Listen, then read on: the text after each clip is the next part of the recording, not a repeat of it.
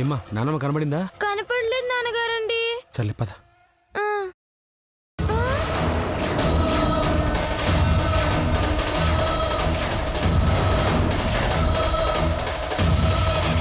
అమ్మా నాన్నమ్మ గారండి. అమ్మా అమ్మా లేమ్మా. లేవండి నాన్నమ్మ గారండి. అమ్మా నిన్నే అమ్మా. అమ్మా గారండి. అమ్మా ఏమిరా ఏమైందమ్మా? ఇక్కడికి వచ్చావేంటి? ఇంతకి నేను ఎక్కడున్నాను? అయ్యో ఇదేంటి? ఈ డ్రెస్ ఏంటి? అమ్మా అదేంటమ్మా 3 రోజులుగా ఎలాంటి డ్రెస్లేగా వేసుకుంటున్నావు? నేనా? అయ్యో పద పద పద పద పద. అయ్యో అయ్యో బాబోయ్. అయ్యో ఏంటి? అమ్మా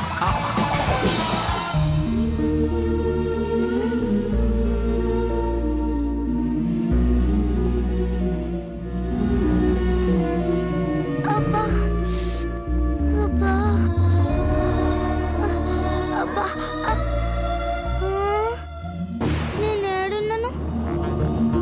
నేను గుడికొచ్చిందేంటి? అమ్మో నాకేదో అయింది.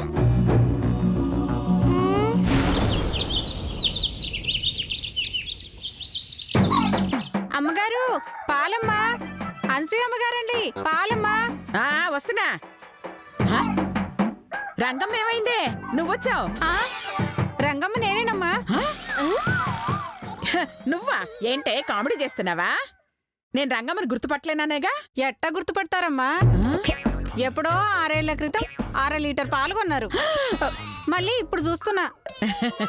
అది నిజమేలే. అవును, పాలలో నీళ్లు కలిపావా? చిచి చుక్క కూడా కలపలేదమ్మా. ఛీ, నువ్వు అసలు పాలమ్మే అమ్మాయివేనా?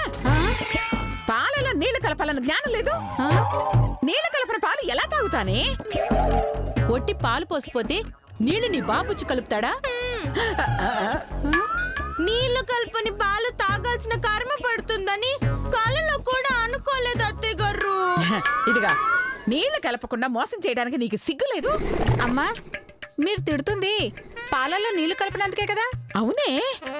ఇదిగో మొదటి తప్పు కాబట్టి క్షమించి వదిలేస్తున్నాను. ఇక నుంచి పాలలో నీళ్లు కలపకుండా తెచ్చావు, పోలీసు కేసు పెట్టి లోపల ఇస్తాను. ఏ లత, వెళ్ళి ఓ 1/2 లీటర్ నీళ్లు తీసుకురావే. అలాగే అత్తయ్య గారు.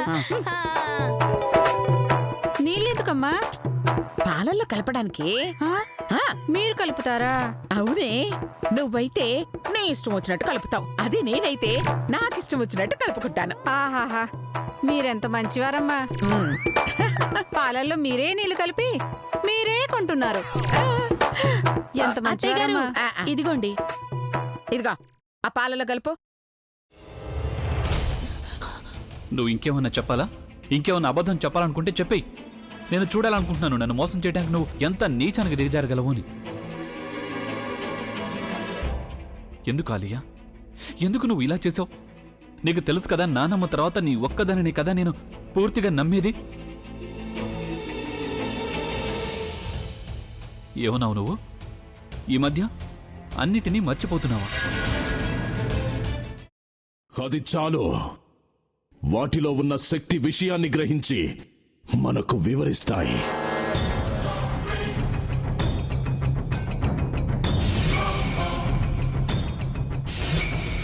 ఎవరు ఆ దండ విప్పొద్దు, గది తలుపులు తెరవద్దు.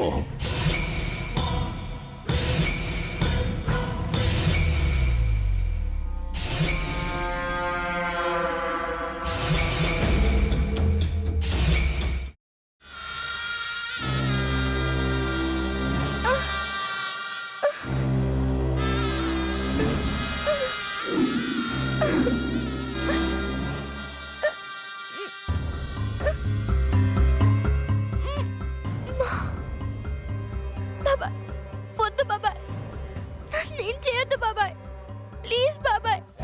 నీకు నిజం తెలిసినప్పుడే నా ఆలోచనలో నువ్వు చచ్చిపోయావు. ప్లీజ్ కొంచెం తినండి ప్లీజ్.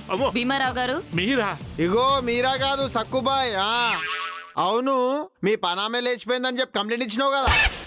రేయ్, ఆయన కంప్లైంట్ ఇచ్చింది లేచిపోయిందని కాదు, కనిపించడం లేదు అని. అట్లానా? సరే మేడం. ఇడియట్.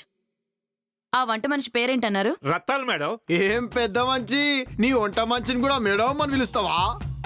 రేయ్ హాఫ్ బ్రెయిన్,